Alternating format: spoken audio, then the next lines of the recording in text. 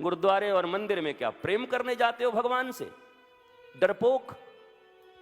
जय हनुमान ज्ञान गुण सागर, जय कपीश तिलोक उजागर, जय ठाकुर जी अच्छा एग्जाम देना। वो पता नहीं कितनी कितनी प्रकार से प्रणाम भी करते हैं, ऐसे ऐसे ऐसे ऐसे। अब ये कौन सा प्रणाम है?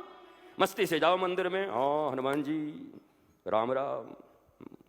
भैया हनुमान जी ऐसा है कि हमने जितनी पढ़ाई की है ना, हनुमान जी बोलेंगे हाँ, जब एग्जामिनेशन हॉल में मैं बैठूं, हाँ, तो किसी प्रेशर में ना आऊं, हाँ, जितना पढ़ा है बस उसको वहां जाके उतार पाऊं, ऐसी शक्ति और ऐसी बुद्धि दे दो, इससे ज्यादा कुछ नहीं मांगता तुमसे। भिखारियों की तरफ पढ़े नहीं और मांगते हो 80% नंबर, पढ़ाई हुई नहीं। हे हनुमान जी ये वाला सेमेस्टर आप निकाल दीजिए, नेक्स्ट मैं निकाल लूंगा। ले, ये वाला हनुमान जी सेमेस्टर पढ़ेंगे, उनको राम नाम करने से फुर्सत नहीं, वहां के जियोलॉजी और बायोलॉजी पढ़ेंगे। वो हरे राम करते रहते बेचारे खुद ही, उनको फुर्सत कहां है? तो भगवान के द्वार पर भी जाओ तो भिखमंगे बन के मत जाओ, भिखारी बन के। अरे गुरु के द्वार पर भी आओ तो भिखारी बनकर मत, अरे माता पिता के द्वार पे भी जाओ तो भिखारी बन के मत जाओ। एक सेटिस्फाइड चाइल्ड, संतुष्ट बेटा, papa mummy how are you, खूब मुस्कुराते हुए दूध पीते हुए आनंद के साथ, कहां जा रहे हो? पढ़ने जा रहा हूं। बुझा हुआ चेहरा एग्जामिनेशन के दिन में, रात के 2 बज रहे हैं पढ़ के। अब क्या करोगे बेटा? 1 साल तक क्या कर रहे थे? अरे तो छोड़ो, जिस चीज में मन नहीं लगता करने की भी क्या जरूरत है? इस दुनिया में सब पढ़े लिखे लोग थोड़े ही धनवान हुए हैं, ये अंगूठा छाप कितना नहीं पते, यहां करोड़पति और अरबपति हैं, क्या जरूरत है? अगर यही तुम्हारा लक्ष्य है तो इसके लिए ये भी क्या जरूरत है? जब रुचि ही नहीं है, मन ही नहीं लगता। और मन इसलिए नहीं लगता कि तुमने पढ़ाई को अपना एम्बिशन नहीं बनाया, तुमने रुपया को बनाया है। एक बार नैसर्गिक तरीके से मुझे सिर्फ पढ़ना है, सिर्फ पढ़ना है, क्या होगा मुझे कुछ पता नहीं, मैं प्राणों से पढ़ूंगा, मैं हृदय से पढ़ूंगा, मैं दिल लगा के पढ़ूंगा। और मम्मी पापा को ही बोल देना, नंबर के लिए कभी मत बोलना, मैं दिल से पढ़ रहा हूं मम्मी, कम आए ज्यादा आए कभी टोकना मत। पर वहां तो खड़े हैं यमराज की तरह पिताजी, फेल होके आया तो घर में घुसना मत। तो ठीक है, ट्रेन की पटरी थोड़ी कहीं गई है, सल्फास कहीं थोड़ी गया है, चख लेंगे। आप ही मजबूर कर देते हो अपने बच्चों को। मैं बहुत भाग्यशाली हूं इस मामले में, डॉक्टर देवेंद्र। मुझे जब 2री-3री क्लास में पढ़ता था तो मेरी माँ, मेरे फ्रेंड्स थे तो किसी का 1st डिवीजन, किसी का 2nd डिवीजन चलता था उस समय में, क्लास में 1st 2nd, और मैं प्लेन पास होता था। प्लेन, उसको बोलते थे सद्दा पास, सादा पास, मतलब सीधा सादा पास। उनको 10 और 15 पैसे मिलते थे और स्टेटस एक ही था हमारी फैमिली का।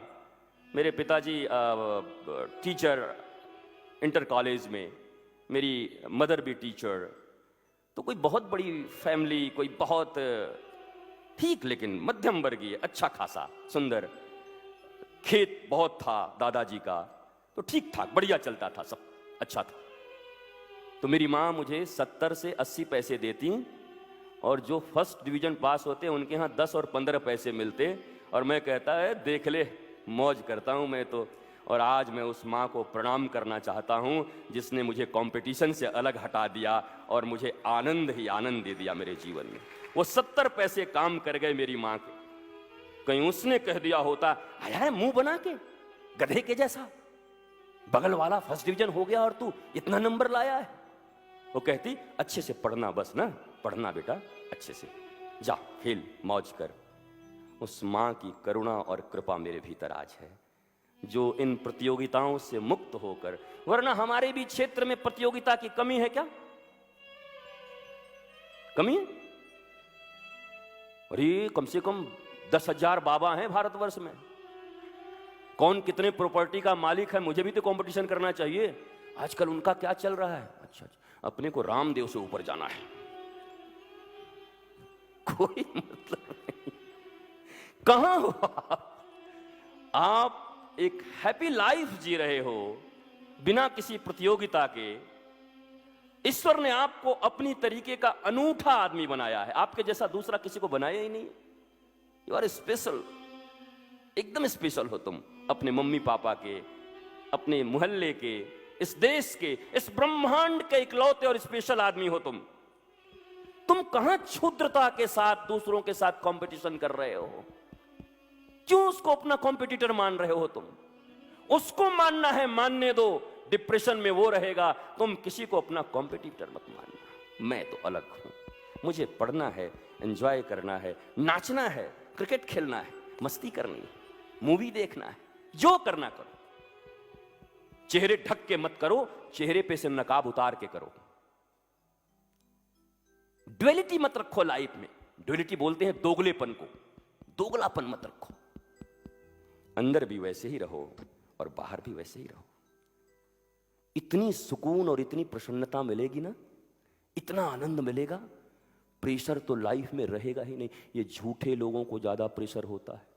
परसों क्या बोली थी उस सहेली से याद रखना पड़ता है, झूठ, क्योंकि फिर कभी कोई पूछेगा तो बोलना होगा। और जिसको सच्चाई बोलना है उसको क्या याद रखना?